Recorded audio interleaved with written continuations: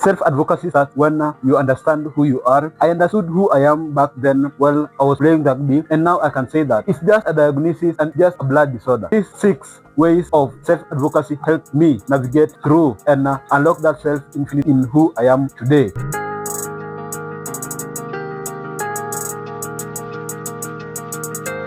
With self-advocacy, I started writing my story through pain, through resilience, through understanding that I can unlock that self-infinite possibility with that support system that I have. So today, welcome back to How to Shujaa. I'm Pius, the hemophilia advocate and a peer counselor. I use my voice so that I reach out to that unknown blood disorder patient through stories and through lived experience parts that I went through social stigma, I went through social isolation. So just stick around, wait for the 6th one, which is emergency preparedness when it comes now self-advocating. So hit that subscribe button, like, share, and comment what you think can help me and us as a community to reach a more broader community. Happy New Year, and be ready to navigate the coming year. So number 1 is just access to treatment. You have to be an advocate of yourself.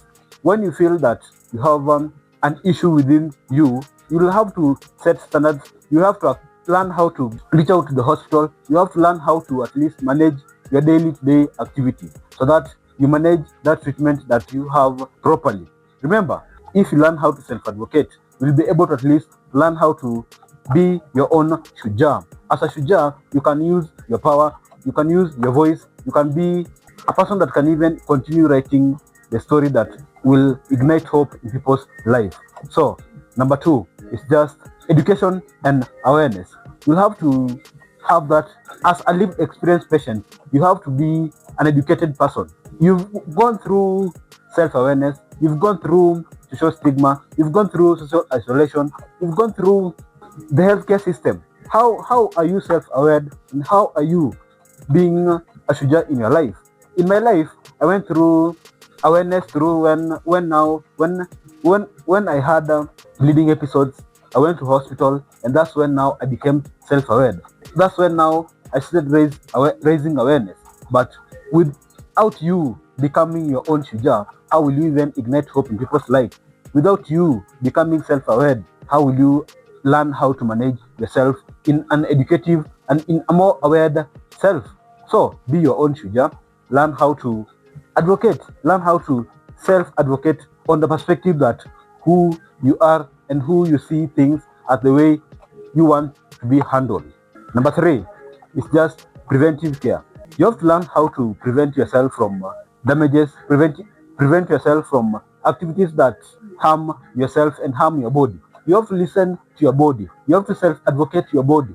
You have to at least reach out to those parents, reach out to that support system, reach out to those friends so that they understand that with support you can live a more fulfilling life. But you have to at least let them see things the way you are seeing things.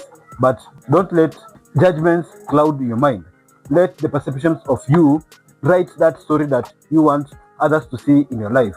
Be your own Shujaa, advocate, and you'll be able to at least self-advocate what you want others to see in the community.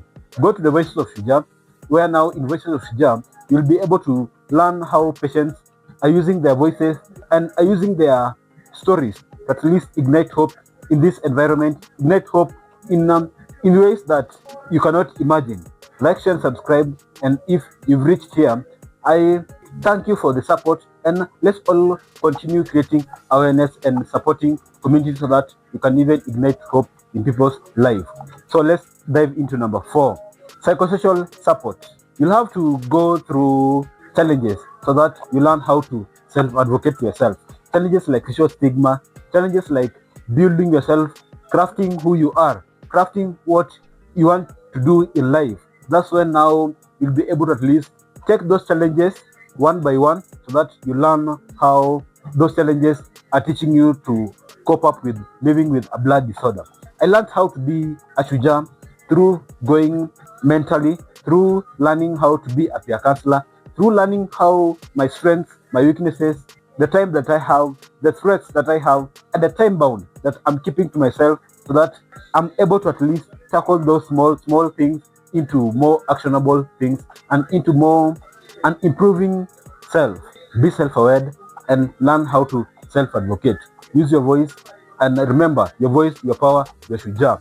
Number 5 is just that as you learn how to self-advocate, you'll be able to at least move through through healthcare systems, through navigating care, as I said earlier. You'll be able to at least learn how to manage yourself.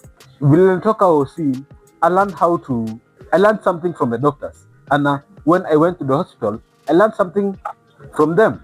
But it's until I learned how to self-advocate, it's until I learned how to ask the right questions, that's when now everything started adding into place. Everything became at my own power, at my own Shujaa. So be your own advocate. Be a person that can even ignite hope in people's life.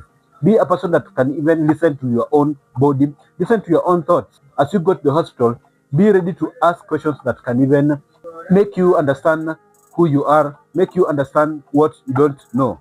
It's until you continue writing the story that you want to ignite, and it's until you become your own advocate, you become your own ambassador. That's when now you'll be able to at least impact others people's life, so that they understand that in living fully with the blood disorder, you'll have to at least write small bits as you go up climbing the ladder. So the last one, and it's not least, is just emergency preparedness. As you are a self-advocate, and as you are a Shujaa, you have to be prepared enough.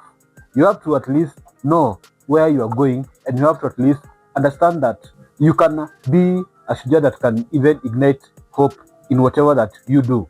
So when emergency comes, what should you do? I usually use the RICE technique. The RICE technique tells me that when I have emergency, I have to rest. When I have emergency, I have to apply ice if that place needs to be in a cool place, so that doesn't maybe bleed, doesn't cause more damage. I have to compress. That's number 3. Number 3, I have to compress that place, but not with that much force, but just a little compression helps you navigate through what you're going through. And the last one is just ice. Elevation, I mean. You have to elevate that place above heart level. Don't just leave yourself feel or just ignore yourself. You have to at least listen to your body. You have to at least listen to every part that tells you to be your own Shujaa. Let's all come together. Let's all advocate, and let's all be Shujaas in whatever ways that we can be. It's until we come together, it's until we raise awareness. And if you've reached here, I thank you. And let's all support me through like, share, and subscribe. And don't forget to smash that like or subscribe button, so that we continue igniting hope in people's life. Happy New Year, and be ready to navigate the coming year. Stay Shujaa.